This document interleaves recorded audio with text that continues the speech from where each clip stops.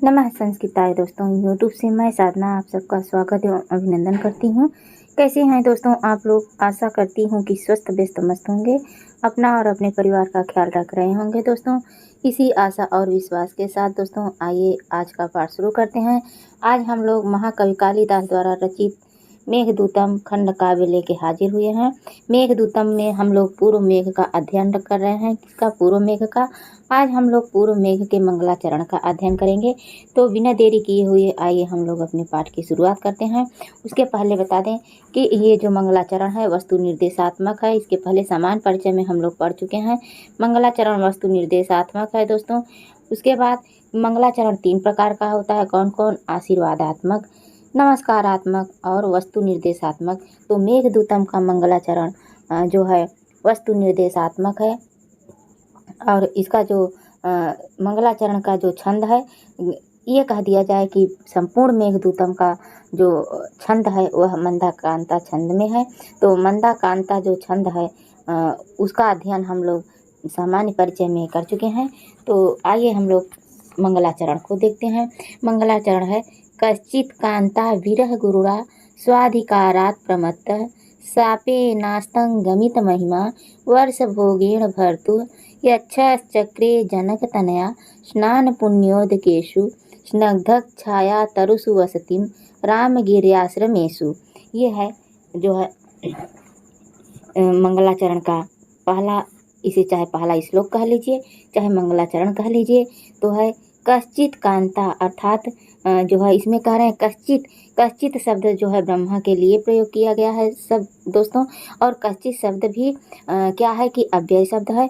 कश्चित यानी कोई अपनी प्रिया से, विरह यानी लंबी, हम लोग इस श्लोक के माध्यम से पहले देख लेते हैं। अपनी प्रिया से विरह बहुत लंबा, यानी विरह गुरुणा बहुत लंबा समय व्यतीत कर रहा है।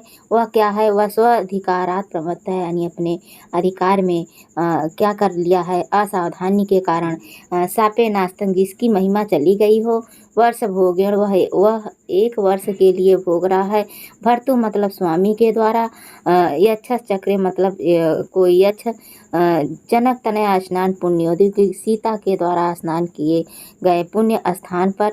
स्नग्धक छाया, और वह स्थान कैसा है? घनी छाया वाला है। वस्ती मतलब रह रहा है। रामगिरी आश्रमेषु मतलब रामगिरी आश्रम पर। तो यह जो था श्लोक के आधार पर इसका अर्थ था। तो यहाँ पे कर्ता क्या है? कर्ता यहाँ पे बताया गया है यक्ष को। यक्ष हमारा क्या है? कर्ता है। यक्ष क्या है? कर्ता है। कर्म क्या है? कर्म किसे कहा गया है? तो कर्म हमारा वसति है। वसति कर्म है। और क्रिया क्या है? तो क्रिया हमारा चक्रे है। क्या है दोस्तों? चक्रे क्रिया है। ये 3 चीज ध्यान रखना है कि कर्ता यक्ष है। इस पूरे श्लोक का कर्ता जो है यक्ष है। और इसका कर्म जो है वसति है। ये वस्तिम है। और जो है चक्रे, यहाँ पे चक्रे भी है। चक्रे क्या है? चक्रे इसका क्रिया हो गया है। उसके बाद आइए हम लोग देखते हैं दूसरा, अन्वय के आधार पर इसके शब्दार्थ को और इसके अर्थ को समझने की कोशिश करते हैं। स्वाधिकारात् प्रमत्तः, अर्थात अपने कार्य से, स्वाधिकारात् प्रमत्तः अपने कार्य से असावधान। क्या? अपने कार्य में असावधान जो था। कांता विरह गुणा, प्रिया के विरह में दुखित। क्या? अपने कार्य में असावधानी करने वाला, प्रिया से लंबी समय तक विरह भोगने वाला या विरह दुख में रहने वाला। वर्ष भोगेण, 1 वर्ष तक। क्या? 1 वर्ष तक भोगे जाने वाले अपने वर्ष भोगेण यानी भर्तुः स्वामी के द्वारा। शापेन मतलब शाप दिया गया। ऐसा शाप, कैसा शाप दिया गया? अस्तंगमित महिमा, जिसकी महिमा चली गई हो, ऐसा शाप दिया गया है कि उसकी नष्ट महिमा वाला। कश्चित मतलब कोई, यक्ष मतलब यक्ष। जनक तनया स्नान पुण्योदकेषु, जनक तनया अर्थात जनक की पुत्री सीता के स्नान से पवित्र जल वाले। स्नग्धक छाया तरुषु, और घनी छाया वाले। कैसे? घनी छाया वाले वृक्षों से युक्त रामगिरी आश्रमेषु, रामगिरी के आश्रम में। वसति मतलब निवास कर रहा है। चक्रे मतलब करता है। वस्ती मतलब निवास, चक्रे मतलब करता है। तो क्रिया हो गई, चक्रे वस्तिम कर्म हो गया, यक्ष क्या हो गया, कर्ता हो गया।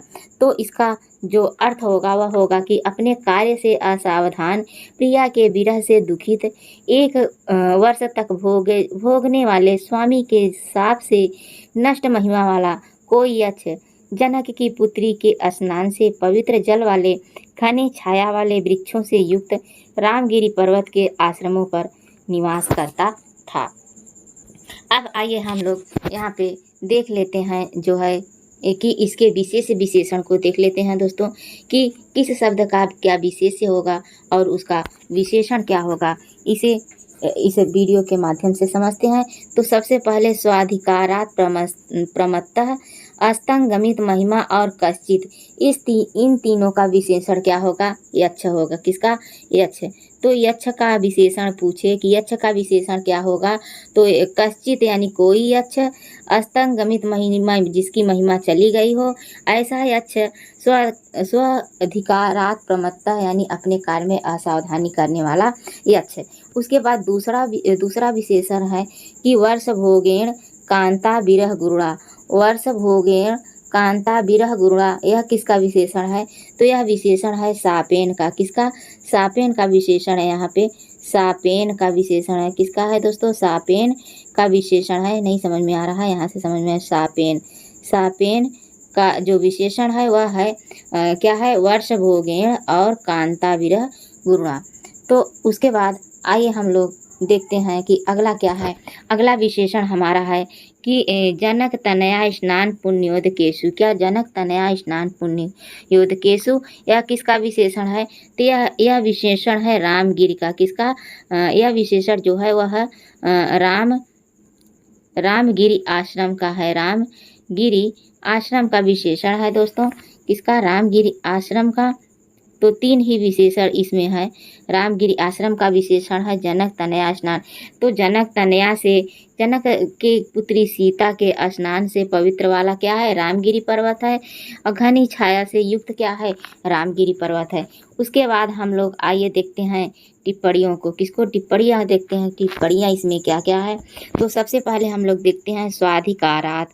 क्या है, स्वाधिकारात शब्द है स्वस्य अधिकारात, स्वाधिकारात स्वस्य अधिकारात, अर्थात इसमें षष्ठी तत्पुरुष है। क्या है, षष्ठी तत्पुरुष है दोस्तों, षष्ठी तत्पुरुष समास है। स्वस्य अधिकारात तस्मात् अधिकार, स्वस्य अधिकारात तस्मात् अधिकारात, ये भी षष्ठी तत्पुरुष का ही जो है समास है। प्रमत्ता शब्द कैसे बना है, तो प्रमत्ता शब्द बना है प्र उपसर्ग से। किससे, प्र उपसर्ग से प्लस मद धातु से बना है। क्या, मद धातु से बना है प्लस अक्त प्रत्यय से। किससे, अक्त प्रत्यय से बना है प्रमत्तः शब्द बना है। उसके बाद यहाँ पे है कि कांता विरह गुरुणा, कांता विरहेण गुरुणा, कांता विरह गुरुणा का जो विच्छेद होगा, जो उसका लौकिक विग्रह होगा, समास का जो विग्रह होगा कांता विरहेण गुरुणा। उसके बाद यहाँ पे है कांता याह विरह, कांता विरह तेन, कांता विरहेण गुरह कांता विरह गुरह तेन, अर्थात इसमें तेन में तृतीया तत्पुरुष समास है। क्या है, तृतीया तत्पुरुष समास है। और इसमें षष्ठी तत्पुरुष समास है। क्या है, षष्ठी तत्पुरुष समास है दोस्तों। इन जो है नीचे वाले में जो है ये है कांता विरहेण गुरु, कांता विरह गुरु तेन में तृतीया तत्पुरुष समास है। यहाँ पे तृतीया है, क्या है, तृतीया है, और यहाँ पे षष्ठी है। तो उसके बाद आइए देखते हैं अगला टिप्पणी हमारा क्या होगा। अगला टिप्पणी है वर्ष भोगेण, वर्षम भोग्य, वर्ष भोगेन तेन। तो वर्ष भोगेण, वर्षम भोगेण, अर्थात और जो भर्तु शब्द है वह कैसे बना है। भोग्य शब्द सबसे पहले यहाँ पे देख लेते हैं, जो भोग्य शब्द है वह कैसे बना है, तो भुज धातु से बना है। क्या, इसमें भुज धातु है प्लस ड़यत प्रत्यय है। क्या है, ड़यत प्रत्यय है और भुज धातु से बना है वर्ष भोगेण। भर्तु शब्द किसके लिए आया है दोस्तों, तो भर्तु शब्द आया है कुबेर के लिए। किसके लिए, कुबेर के लिए भर्तु शब्द आया है। और भर्तु शब्द में षष्ठी तत्पुरुष है। क्या, षष्ठी विभक्ति है। कौन सी, षष्ठी विभक्ति है, इसमें विभक्ति षष्ठी है। और क्या है कि यह बना कैसे है, ये जो भर्तु शब्द है यह कैसे बना है, तो भर्तु शब्द बना है भ्री धातु से। इसमें भ्री धातु है दोस्तों और त्रिच प्रत्यय है। क्या है? त्रिच प्रत्यय है। यहाँ पे त्रिच प्रत्यय से भर्तु बना है। क्या है? भर्तु शब्द बना है। उसके बाद सापेन, सापेन शब्द जो है वह कैसे बना है? तो सापेन शब्द में जो है तृतीया विभक्ति है। कौन सी? तृतीया विभक्ति का एक वचन का रूप है। तृतीया विभक्ति एक वचन का रूप है दोस्तों। तो यह बना है शप धातु घय प्रत्यय से। किससे? शप धातु से। शप धातु और घय प्रत्यय से बना है सापेन शब्द। ठीक। उसके बाद अगला हमारा जो है वह है अस्तंग गमित महिमा। अस्ता प्लस गमित महिमा से बना है अस्तंग गमित महिमा। इसमें संधि क्या है? तो इसमें पर सवर्ण संधि है। कौन सा? पर सवर्ण संधि है। अस्तंग गमित महिमा में पर सवर्ण संधि है और वह भी संधि किस सूत्र से है? तो यह है वा पदांतांत सूत्र से। क्या? वा पदांतांत सूत्र से है दोस्तों।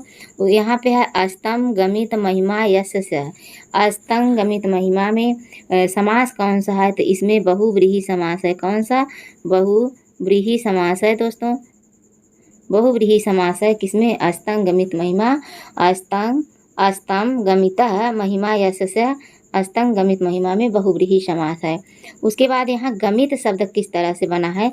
तो गमित शब्द बना है गम धातु से। किससे? गम धातु है इसमें दोस्तों और ऋच प्रत्यय है। क्या है? ऋच प्रत्यय। ऋच प्रत्यय है और अक्त प्रत्यय भी है। कौन सा? अक्त प्रत्यय है।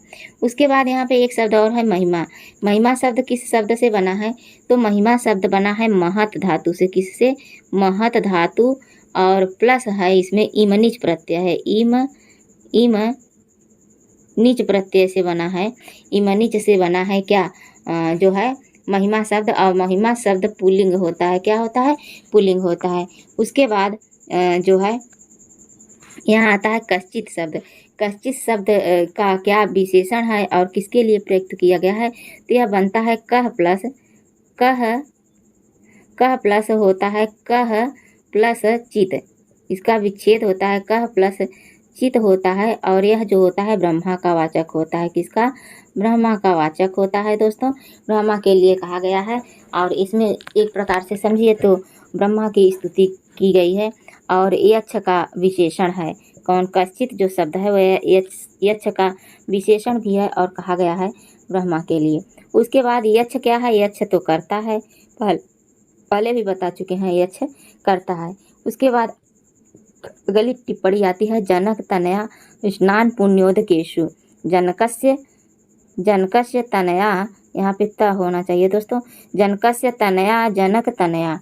जनकस्य तनया जनक तनया में षष्ठी तत्पुरुष है। इस तरह से लिख दूँ आप लोग समझ जाएंगे। षष्ठी तत्पुरुष है। इसमें तत्पुरुष समास है और जनक तनयायाः स्नानानि। जनक तनयायाः स्नानानि में भी षष्ठी तत्पुरुष समास है। और उसके बाद यहाँ पे है जनक तनया स्नानैः पुण्यानि उदकानि तेषु। तो इसमें क्या है कि जनक तनया स्नानानि पुण्यानि उदकानि तेषु में बहुव्रीहि समास है। कौन सा? बहुव्रीहि समास है। बहुव्रीहि समास है दोस्तों। उसके बाद अगला आता है कि स्नग्ध छाया तरुषु। इसका विच्छेद होगा स्नग्ध छाया तरुषु। स्नग्ध छाया तरुषु में कौन सा समास है? तो स्नग्ध प्लस छाया में तुक का आगम हुआ है। किसका? तुग का आगम हुआ है। तुगागम।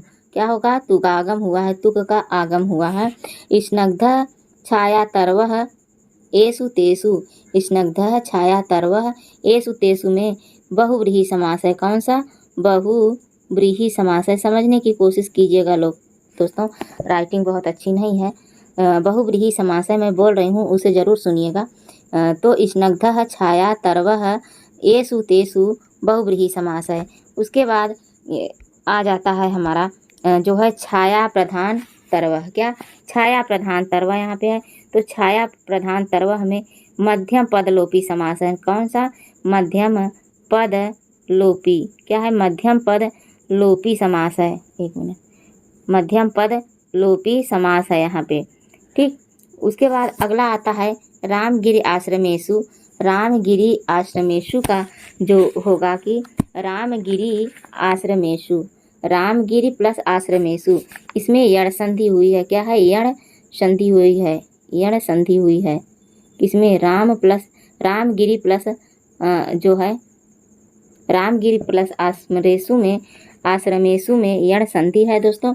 उसके बाद यहाँ पे वसतिम शब्द क्या है? तो पहले भी बताए हैं, वसतिम कर्म है और चक्रे क्रिया है, और चक्रे क्रिया है। क्रिया में चक्रे शब्द बना कैसे है? तो चक्रे डुकरीय धातु से लिट लकार प्रथम पुरुष एक वचन का रूप है। अब यहाँ पे छंद देता है, तो छंद क्या है? पहले भी बताई हूँ कि संपूर्ण मंदाक्रांता छंद है। संपूर्ण मेघ में मंदाक्रांता छंद है। क्या है? मंदाक्रांता छंद है दोस्तों। उसके बाद यहाँ पे रस क्या है? तो यहाँ पे रस है विप्रलभ श्रृंगार। क्या है? विप्रलभ यानी वियोग श्रृंगार भी कह सकते हैं, विप्रलम्भ श्रृंगार है, वियोग श्रृंगार भी कह सकते हैं। अलंकार इसमें कौन कौन से हैं? इसमें 2 अलंकार हैं। कौन कौन? एक तो परिकर अलंकार और एक काव्य अलंकार है, दूसरा परिकर अलंकार है। तो काव्य अलंकार किसे कहते हैं? काव्य अलंकार की कहते हैं कि कार्य के साथ साथ कारण बताना काव्य लिंग अलंकार कहलाता है। वहीं पे जो है परिकर अलंकार है, जो जैसा है वैसा ही बताना, सटीक विशेषण लाना परिकर अलंकार का उदाहरण है। तो ये परिकर अलंकार कहलाता है दोस्तों। ये था हमारा आज का जो है मंगलाचरण श्लोक नंबर संख्या 1 का। तो आज बस यहीं तक दोस्तों। नमः संस्कृताय। वीडियो कैसे लगा आप लोगों को? अच्छा लगे तो लाइक शेयर कमेंट करें। जो हमारे नए साथी हों, अभी तक चैनल को सब्सक्राइब न किए हों तो सब्सक्राइब कीजिए दोस्तों, और हमारा उत्साह बढ़ाइए और अपनी तैयारी को बरकरार रखें। नमः संस्कृताय। धन्यवाद दोस्तों।